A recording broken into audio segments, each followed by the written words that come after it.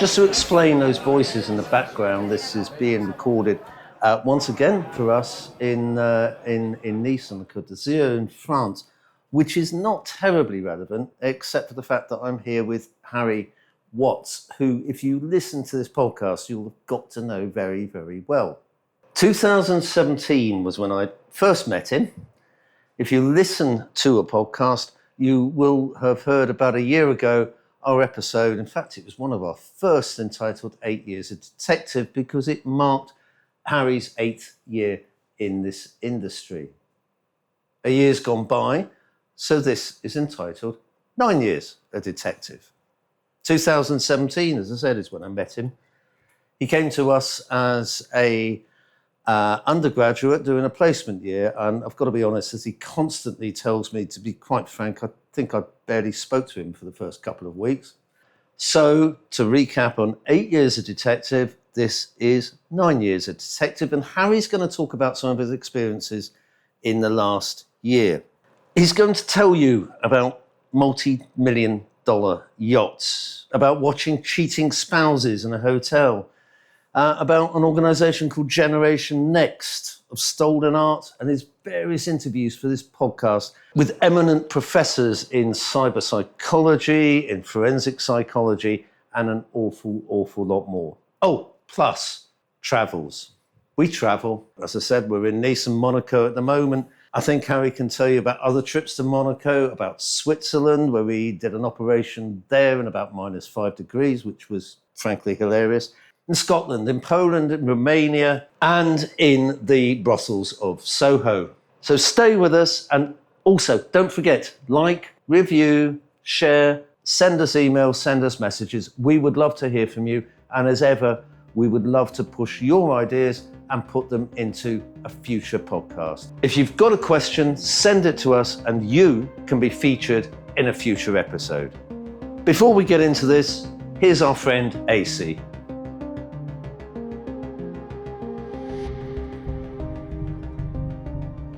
Welcome to Detective Diaries, brought to you by Private Detective and Investigation. If you are captivated by the art of deduction, the thrill of solving the unsolvable, or the enigmatic world of private investigation, you have just found your new favorite podcast. Detective Diaries are where secrets are unraveled and the truth is always a clue away. Presented by Private Detective Answers Investigation, each episode contains offbeat conversations about the real people involved in investigation. Enjoy. Do you know, the first thing I'll actually say is anyone who says they have a boring year or nothing happens in a year, completely false. We've had a busy year here at Answers. And all these stories that you were mentioning, do you know, the first thing that actually does come to mind, the cheating spouses. Yes, of course, we do all of this.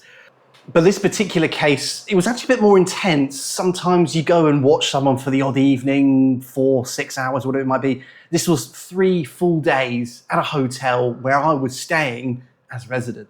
Before you get into that, I've got a question. Can I ask my question? In 9 years, how many unfaithful wives, partners, husbands do you think you followed?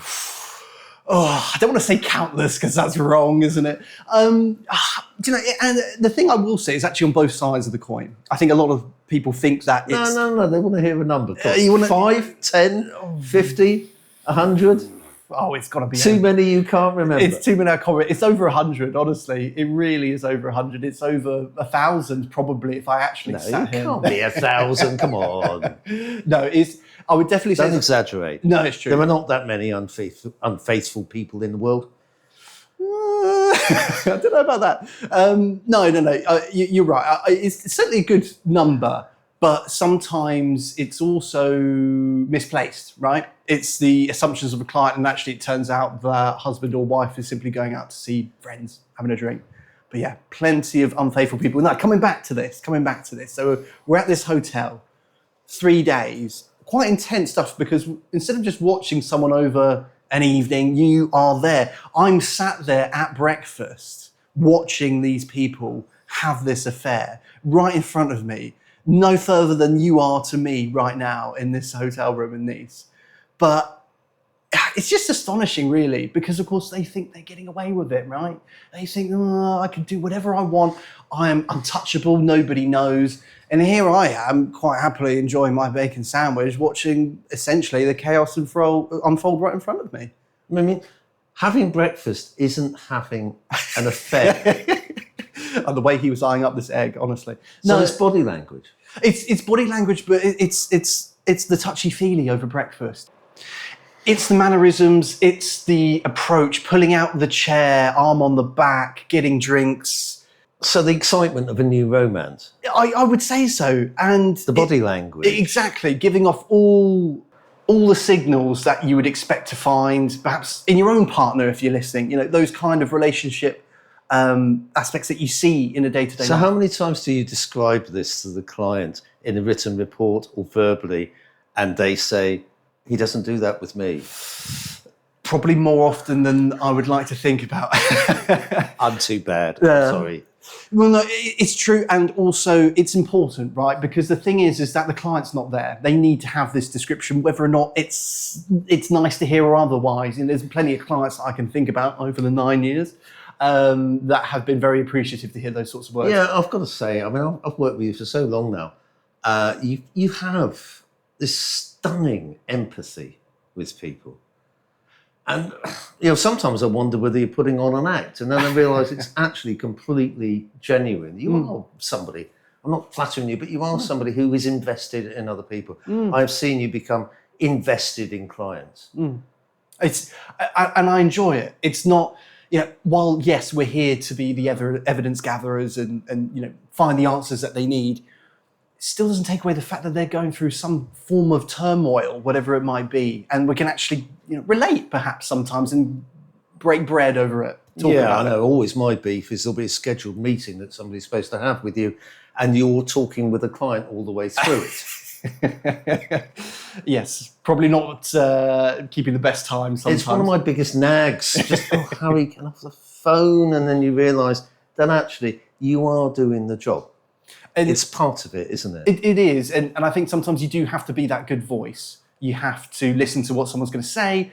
But at the same time, I'm processing that, extracting what I need to hear so that we can actually work on a solution. I do agree with you, though. Sometimes we do end up sitting on the phone for about 40 minutes with someone you're thinking... And anyway, I've taken you off path. Okay, you're in a hotel for 3 days. Yes, going back to this hotel. So we're there, the morning happens, you see all of this.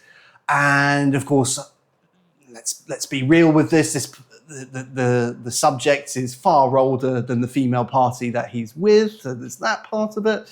And the activities they're kind of getting up to and what they're doing, going out for walks. A lot of it's physical. A lot of it is actually, you're seeing the relationship, the way they talk, the way they move and how they interact. But you're seeing them in what I would call an isolated environment. In the sense that they're at this hotel. Yes, they've got the walks and the activities. I'm pretty sure they went to Go Ape as well, if I remember. I was with a colleague actually at the time when we ended up going to Go Ape. And yes, I wasn't going up on the swings. That was Etienne. Who was with she us. did a month's work experience with us, of course, didn't she? Indeed. And she podcasted. That's Indeed. one worth listening. It's just one of the most listened to. Yes. It's about in the top 5. Yeah, worth catching. Private eye work experience. That wasn't a plug. I'm sorry. It was on my mind. But yeah, do listen to it because you actually hear her insight onto a lot of these matters. And we spent the day walking around Go Ape, following these guys who went on a bicycle ride. They got ice cream together, handsy at the bench. Couldn't keep their hands off each other. Realistically, that was what was happening for 3 days. And as far as we were aware, this was on company time as well, because I'm pretty sure I saw him answering emails, probably claiming to be off sick. Okay. So you go from the unfaithful partner to somebody who's had 300-year-old art stolen? Yes, that was very interesting, because normally when we get forensic cases, yes, it can be expensive items. Doesn't normally happen to our client, successful businesswoman, a property in the New Forest, is actually lovely property, houses quite a lot of art. And this is personal collection, right, that she's built up over years. And, we've discussed this with her and she's happy with us talking about it. It was stolen from her home.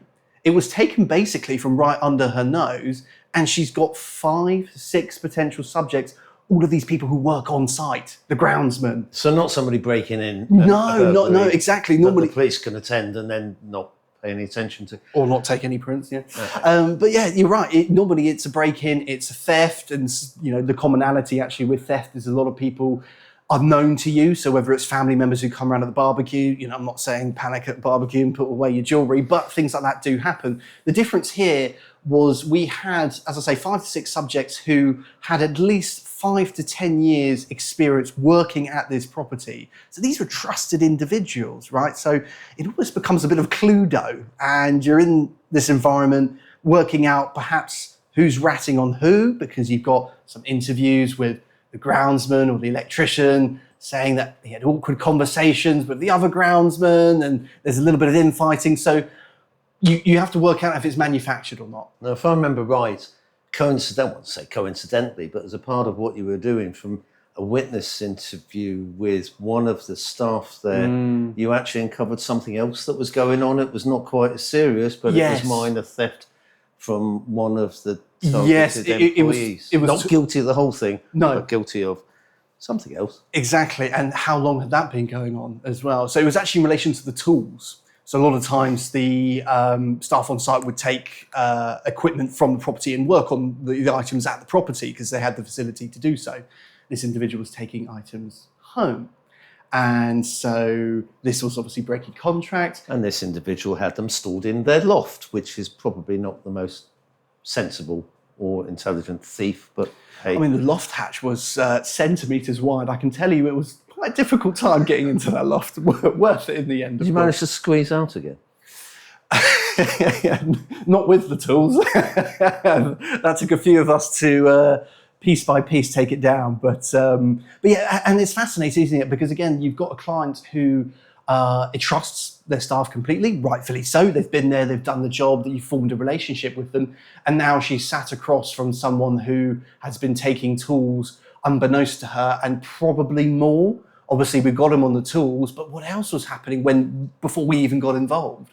So it's one of those things where trust, yeah, it's quite a difficult thing to gain, but once it's broken straight away, of course, her opinion of the situation completely went down the alleyway of he's the guy, which was still up for debate, I think. Okay.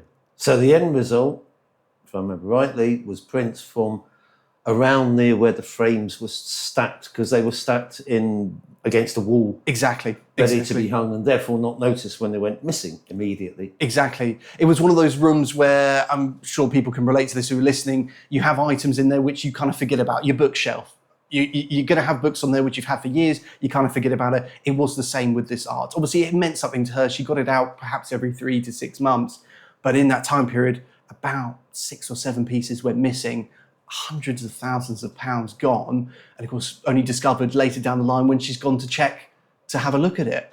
So you've got a large window of when something could happen. So we came in, looked at some forensics, took it from the local area, took it from sheets and items that had been essentially touched nearby.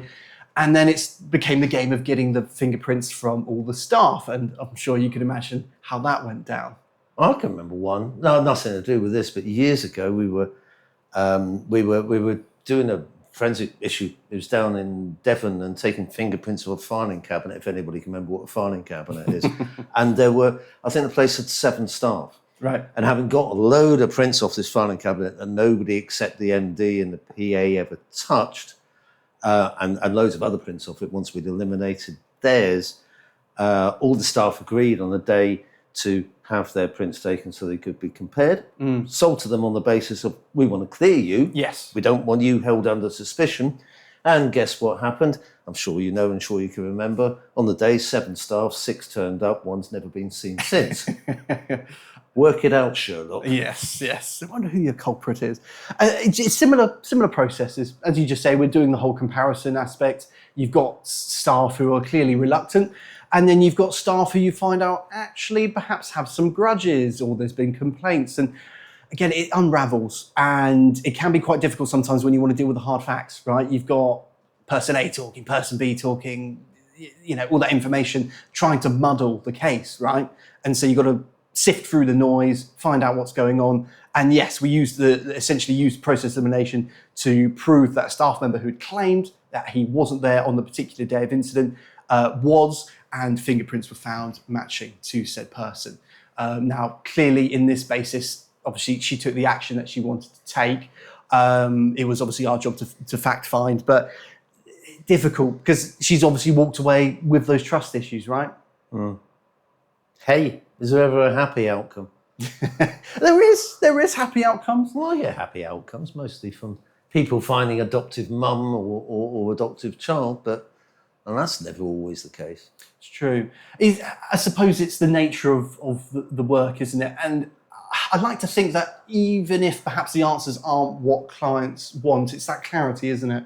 Yeah, I go back to the matrimonial aspect that I was talking about. Yes, there was some quite unsavory, perhaps unpleasant conversations to have with the client, but by the end of it, she knew what the situation was. She could go and act on that information without being worried and concerned. I don't know what's going on. Do you know, I remember years ago. I'm sorry, it's supposed to be you talking, but it's just come into my mind. I can remember being in a bowling alley. It's like family day out and so forth. And a couple of lanes down, there's a woman I was looking at, thinking, I know you. And then it dawned on me when she came over. Right. She sort of recognised me. And it was somebody we dealt with a couple of years beforehand. Yeah. And she's there at the bowling alley with a new partner. Mm-hmm. Okay. Which is just having a bit of a chat about the whole thing. Mm. And, she's perfectly fine to talk. And, something she says always stuck in my mind is that what we did gave her the information, this is her words, gave her the information that she needed to make an informed decision. Mm. She made the informed decision. She reformed her life, and that was her with her new partner. Yes. And stuck in my mind. Oh, completely. And make an informed decision from the information. Yes, exactly. And it also happens where perhaps we do find out the cheating husband's wives, whatever it may be. There's a particular conversation I remember with a client, obviously remaining anonymous, and she explained to me that we found out husband was cheating. It turned out to be someone from work. It was pretty bad. And it's always someone from work. Oh God, it's always someone from work. Especially when you've got a building full of 100 staff, where this was in Euston, I think, Euston Station. And something she said to me really stuck with me. She decided to stay with her partner after all of this and try and fix what was potentially quite severely broken by his actions. It wasn't anything to do with him. She obviously despised him, quite frankly. It was about the kids. And that's the important things to clients, isn't it? You can deal with the situation at hand. Again, cheating spouses, whatever it may be, you need to make the important decisions, which actually affect you long term. You don't want those kids growing up on that basis where mum and dad have fought and here's an observation report showing how much of a heinous human being he is, right? She took that information, she dealt with it, compartmentalised, got on with what she thought was important to her. Harry, I don't want to get into your personal life because it's nobody else's business, but how old are you? I'm 30 years old. You're now 30 years old. Indeed. Yeah. Okay, that's a lead in. Tell me about Generation Next. Yes, Generation Next. I'm glad you brought this up. It's quite a lovely personal project, I would say, in a certain regard. Generation Next is essentially a part organisation run and operated by the Surrey Chamber of Commerce. I actually sit as the vice chair at the moment.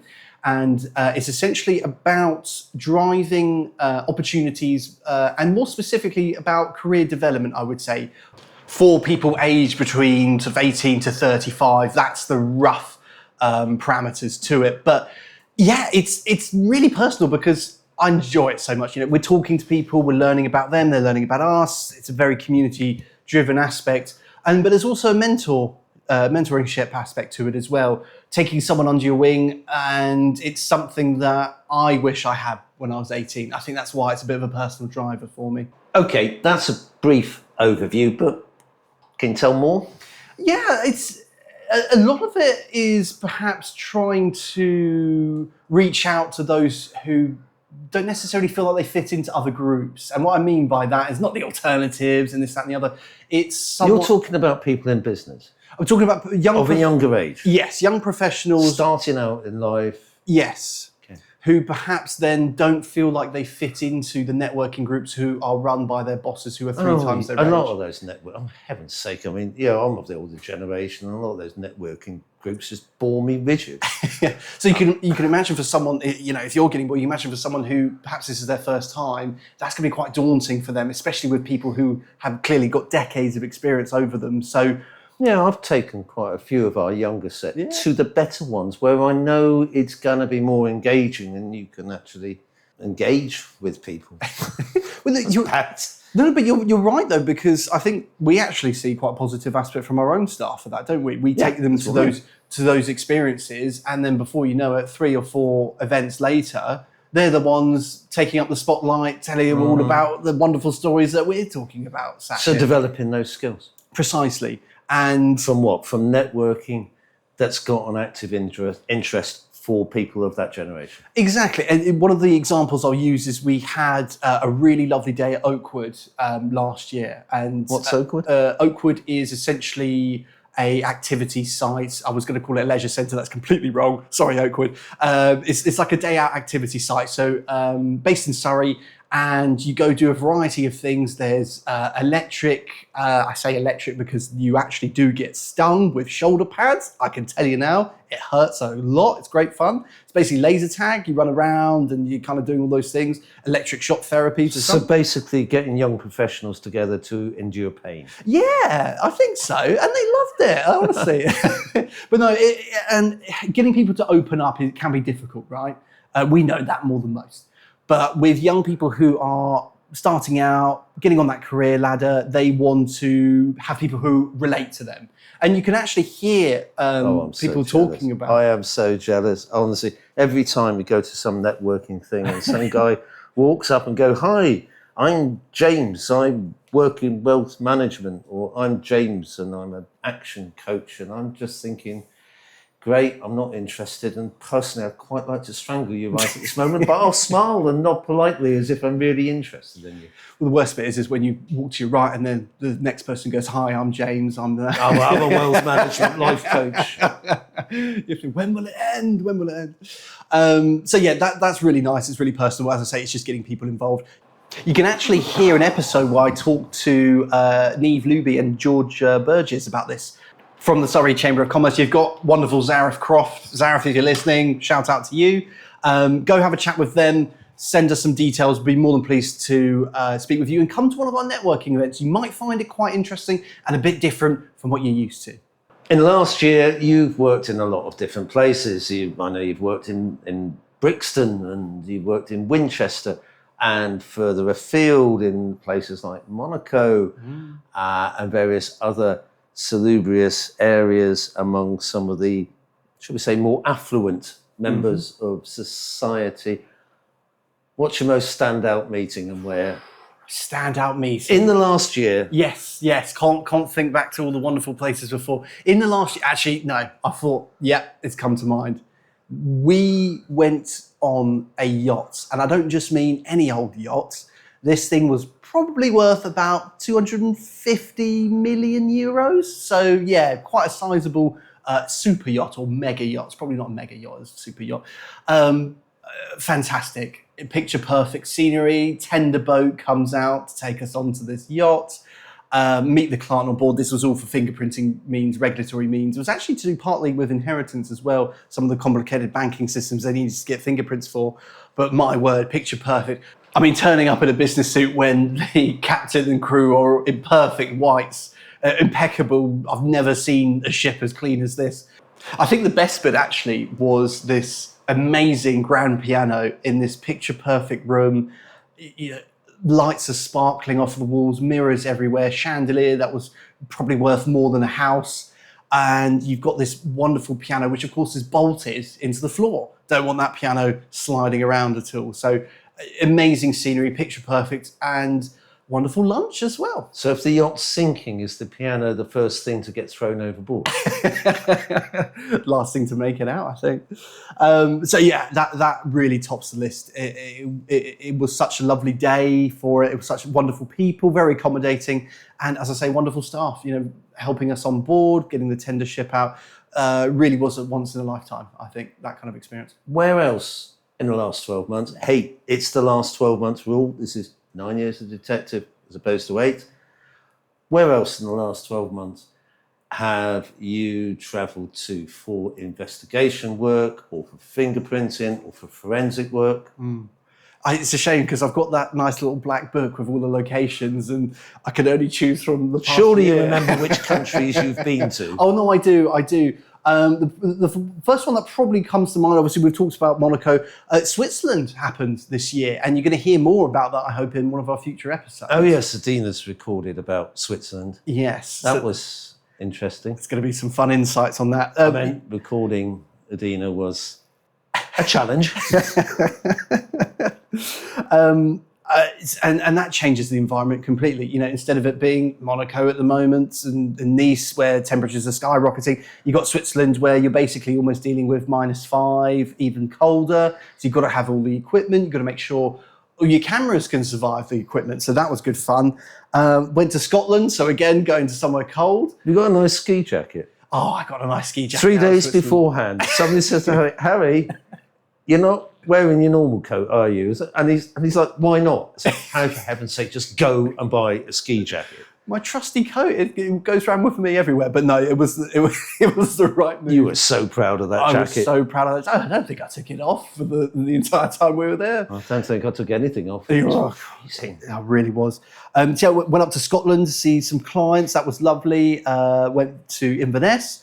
Do you know what, actually, the lovely point about that, anyone who's into their films, I was shown one of the sites where they filmed The Odyssey, the new Christopher Nolan film. There's one of the castles there. And I don't remember the name of the castle. It's going to come to me in about half an hour's time, and I'll blurt it out when I get there.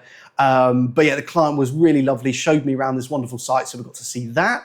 Poland as well, went to Krakow in Poland. Again, another cold environment that seems to be a running gag.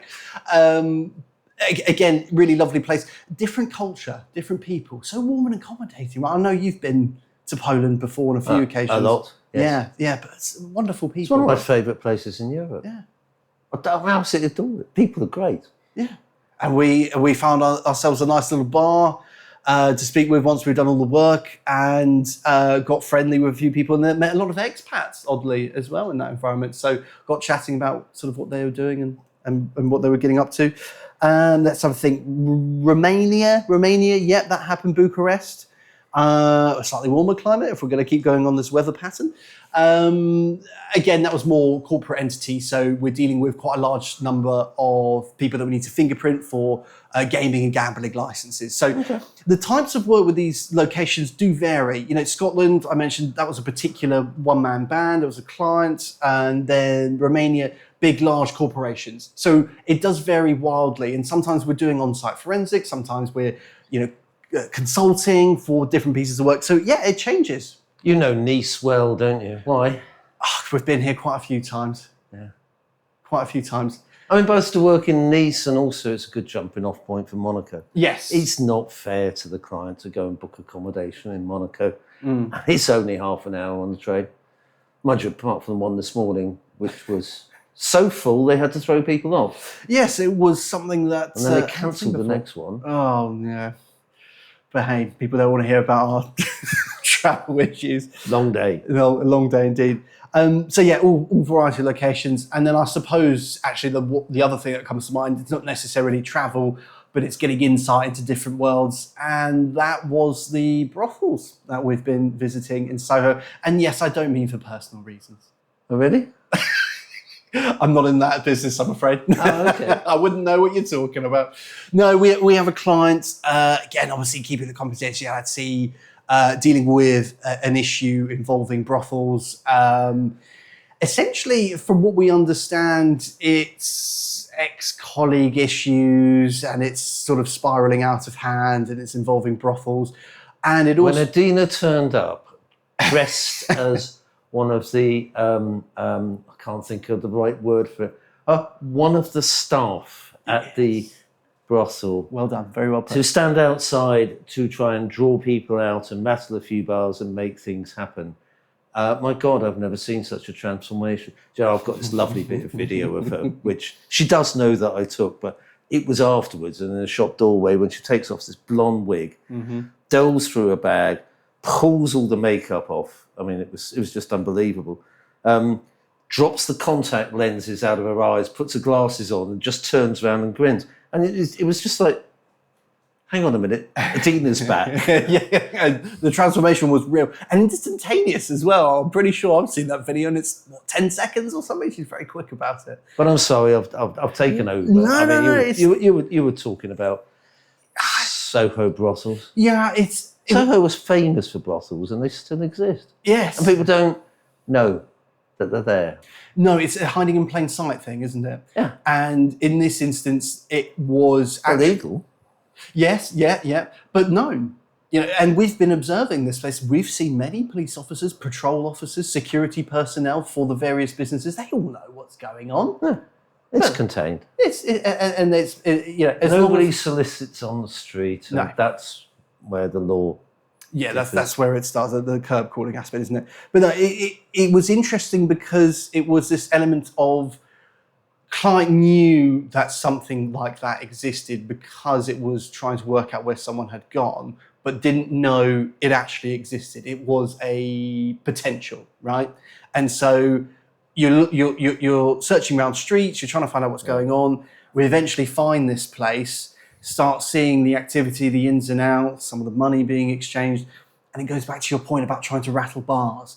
When you're trying to find out who's in there or what's going on, you can't simply go and knock on the door of these places, right? That's a massive safety issue. So what do? You cause a ruckus outside where people perhaps won't go and do some of those. The bit I loved about all of that was watching the I don't know, call them bagmen for an old-fashioned term, leave and walk straight round and straight into the Western Union and send the money abroad. Yeah.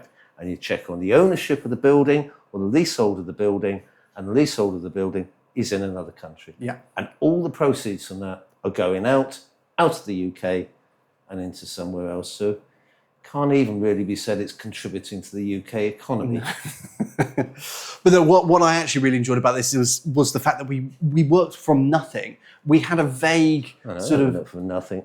We just had a vague description, right, of where this potentially happened, what street, and the potential travel plans that were there. But as I say, this brothel wasn't known. It was still a potential, and something happened there. So as I say, colleague issues in there. I won't go into depths of it because it is ongoing and sort of confidential. But we went and found this place by going and looking and shaking the tree. And it's old-fashioned. Yeah. Go and ask. Walk into places. Yeah. Go and ask. Go and have a look. Somebody will tell you because somebody knows. And it's just a question. It's that old-fashioned streetcraft, tradecraft. If you don't know, go and ask someone. Mm-hmm. And the 47th person that you know will say something that leads on to the 48th. Exactly. And especially when you're watching somewhere like this, it's also the act like you belong, right? I remember a particular case, I'm sorry, this isn't actually in the last year, so I am digressing, but we had a corporate client who was doing a business merger and he wanted us to go and get into the office of where this building was. It was in a tower in London. You've got 9 floors off the top of my head. So what did I do? I walked in with my fingerprint case. I needed to get to the 7th floor, spoke to reception. I said, I've got a meeting on the 8th floor. He said, what's your name? Who are you here to see? I'm pretty sure I said Alan Smith or some generic name to get me by. Managed to get up to the 8th floor. Of course, I got out of the 7th floor. Managed to have a good rummage around, report back to the client with everything, acting like I belonged there. You do know that's trespass, don't you? It's not a criminal offence, but technically... It's true, but if you take the point that the client was technically the owner of the building coming into that... Then it's not trespass. But yes, sometimes there can be interesting ways of going and figuring out what's going on. I can sense we're running out of time, but one observation I've got from the last year being really important because this is 9 years as opposed to 8 years, it's supposed to be an update. It's this podcast. Now, we started doing this basically on a whim and an idea and a bit of fun, which is why it's got no adverts in it, because we're not into the commercial game from the whole thing. I'm just saying that as a message to anybody out there who hopefully is listening. It's given such an opportunity, and one of the opportunities I know you've gained for it is some of the people you've interviewed. Yes. And I've really enjoyed that process. I didn't think I would be interviewing the very same professors who taught me at university some years ago. So to have the tables turned actually is quite nice. It's real conversations with real people in our industry. And I think... But we've had some very eminent guests. Oh, completely. So Police Chief and Superintendent, Professor of Cyber Psychology. Professor Emma Shaw, Cyber Psychology. Professor Ray Bull, who's literally the guy about investigative interviewing. So I think part 1's out. You're going to hear part 2 in the coming weeks and season. And these are real people who affect our tradecraft, but also, you know, the interviewing and the crime topics as a general whole. This isn't just, you know, one person who dips their foot in the pond. It is people who are writing literal textbooks and advocating for policies on these kind of topics. Mixing and interviewing eminent academics, people high-ranking within the police force with years of experience. Who, ideally, would be your perfect person to interview on this podcast? That's a lovely question. The immediate thought that comes to mind is actually the actors, the household names, whoever they may be, the people who adopt detective characters, right? When they have the scripts, and crime writers as well. They are the ones who absorb and get into our world, right? But how they get into those characters, of course, you know, I won't rattle off all the household names we know, but they have to get into that pocket, right? And that would be quite an interesting insight, especially if they've got their own experiences of it, which sometimes they do, right? I'll tell you mine, Henning Mankell. He wrote, for anybody who doesn't know the name, he wrote all the Wallander books that were so wonderfully brought to television. I've read every single one. And you know, his description of his, in this case, police detective, not a private detective, but a police detective, is so well researched.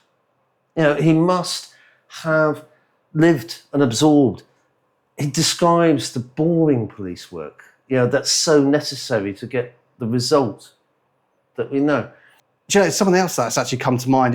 You know how we always focus on the heroes? It's the villains as well. His name, Andrew Scott. Is it Andrew Scott? It is Andrew Scott. And the Moriarty. Yeah. Get your head into a villain, right? How do you do that? There was an old actor back from the 1950s, 1960s, a chap named Jack Palance, days when the good cowboys wore white hats and the bad cowboys wore black hats. And Jack Palance said that he always, and he always did, wanted to play villains because the villain was a much more interesting role. Yes, and much more in depth, and you can do a lot more with it, even if you don't necessarily win at the end of the day. But no, on a personal level, I think there's more people I do want to speak to. Brian Chappell. Brian, if you're listening, I will message you at some point. Former lecturers from past, but people who have been quite influential in academic teachings, but what we do now. And there's people hopefully listening to our podcast right now that I want to speak to. The lawyers, the solicitors, people who work in criminal defense, people who work in cybercrime. There's actually some people that I'm speaking to on another podcast about potential crossover. So yeah, it's a labor of love. Do you know, I don't want to rattle on about this, and you know, none of this was a plea to say, "Hey, please come on our podcast." Although we'd love you to, yes, at the same time. But we have such an advantage doing this, and I'm going back to this thing of not doing it for commercial gain. You know, there is no monetization. No adverts, we've got no axe to grind. Basically, we do it for interest, learning, because learning's a big one. Personally, I've learned so much, and I know you have. Yeah. And a bit of fun. And it is a good bit of fun. And also, we get to share. And hopefully people are listening, right? Yeah, and I get to bore the pants off people with monologues about detectives from history. When's the next one coming out? Don't know. Oh, yeah, it's probably the second part of Jean-Francois Vidocq. Vidocq. Okay, he was the world's first private detective. And, he's immense. He's lovely. He's a criminal poacher turned gatekeeper. He founded the French National Sûreté. Yes. And then he started afterwards when he fell out with them because they got a bit upset by the fact that it was criminal past, which, you know, was kindly caught up with him. He started, reckoned to be the world's first private detective agency, the Bureau des Renseignements. Listen. Yes, very relevant for where we are right now. So, So I guess that's 9 years. That's 9 years. We're going to do 10 years of detective. Absolutely, we've got to hit the double figures. Well, I'll tell you what, this podcast will still be going. Do you know how many listeners we've had in, 11, 12 months? Oh, tell me more. Over 30,000. Brilliant. That is No advertising. Yeah. No monetisation, no advertising on other people. Well, we'll happily advertise on other people's podcasts if anybody asked us, but that's just people listening from interest. And a few friends. Of course. Got to share it in the inner And your circles. mum. Yeah. No, if you are, Mum, much love. So there's a glimpse. 9 years of detective. A lot can happen in just a singular year. Bring on 10 years of detective. Going to have some more interesting stories to swap and share with you. Look forward to that. So with that said, if you really have enjoyed this, stick around. Plenty more to come. Please leave us a comment. We're really enjoying reading some of your views from some of our previous episodes. So send it to your friends and leave a comment down below. Get involved. Detective Diaries is interactive, which involves you, the listener. Do you have a case you'd like discussed? A burning question about investigative life? Send an email to podcast@private-detectives.co.uk or reach out via social media. You may hear your story featured in an upcoming episode. Don't forget to leave your contact details. The email address is in the show notes. Here are Detective Diaries episode on the crossover between police and private detectives in the UK. Available now on Spotify and Apple Podcasts. People think it's just like the movies, Harry, kicking down doors with a warrant. But in the private sector, we don't have that blue light privilege. We have to be smarter. Exactly that, Nigel. When I started learning the ropes, the biggest shift was the unlearning. You realise your baseline isn't just about what you can do legally, but is it moral? Is it ethical? Yeah, and the results are often faster. A client calls because they've been waiting months for a police update on a fraud case or waiting for the SOCO to get back to them. We can pivot, get boots on the ground while the official paperwork is still being filed. It's about bridging that gap between public duty and private results. We're picking up exactly where they leave off, whether it's corporate surveillance, forensic investigation, or international tracing. It's a different world entirely. This is Detective Diaries. Listen now on Spotify or Apple Podcasts. There's a link in the notes below this trailer.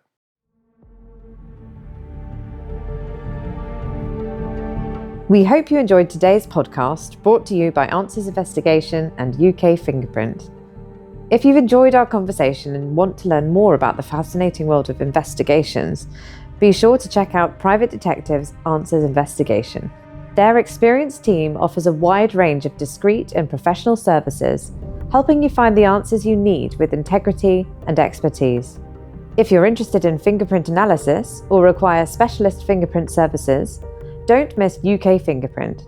As one of the leading fingerprint companies in the UK, they provide everything from identification to background checks, working with individuals, businesses, financial institutions, and gambling companies.